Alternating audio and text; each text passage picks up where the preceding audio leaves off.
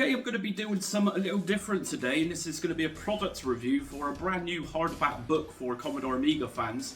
That is the Retro Gaming Library Amiga Edition. So I've just received my package, and like I say, this is a product review.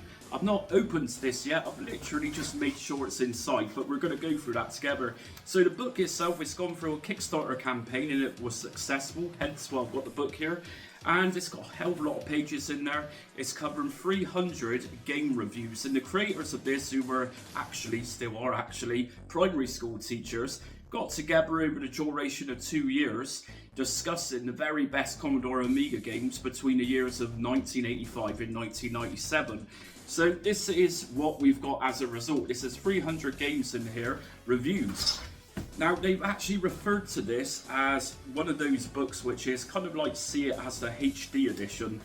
So, what we've got here is some really nice protective packaging. I've got to say, this is actually arrived in a very premium look. So, we've got the actual book just here. As you can see, it looks really nice. So, if we just take this one out. And here we go. So, this is obviously the front cover. And if we just scroll around to the back, we got the back side of the monitor, so everything's presented in a really nice nostalgic way. And if we just take a look at the side just here, as you can see, there's a lot of content in this book, and this is going to be a big privilege for Amiga fans to have. So if I just unseal this one,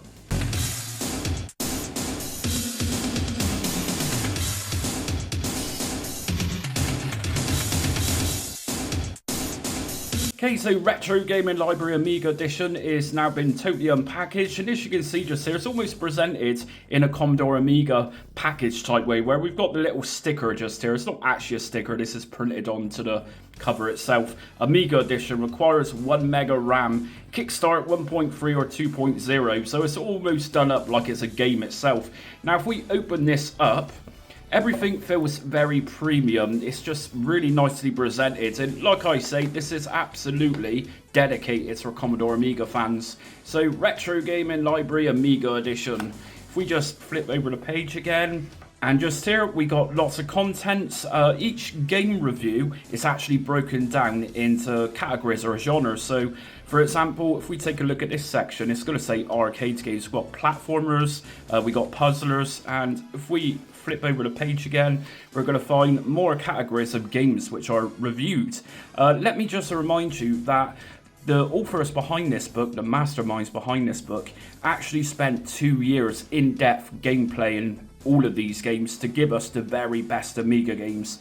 So we got racing section, we got shoot 'em up section, simulation, sports, strategy, and we got a nice little presentation on what is the Commodore Amiga. If you're watching this video, I'm pretty sure you'll be very aware of the Commodore Amiga was absolute powerhouse 16-bit machine.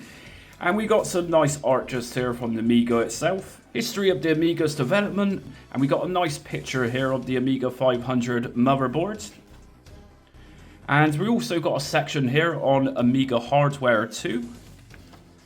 And it's going to give us a rundown on different bits and pieces inside of the Amiga itself. So the CPU and the memory, the Agnes and Denise chip. And it's also going to tell us about the graphics and display and expansions in connectivity for the Amiga. And for anybody that remembers Amiga games, you'll likely remember them being on pirate discs. And we got the whole section here on how piracy contributed to the downfall of Amiga. So back in the day, even today, it's very unusual not to buy a Commodore Amiga without a load of pirate discs with it, let's be honest. So here we go. If we go further into the piracy, we got the Xcopy program, that type of thing. So we got so much just here to look at. It's going to tell us why the Amiga had a huge cult following and incredible gaming. And here we go then. So we're into the main section.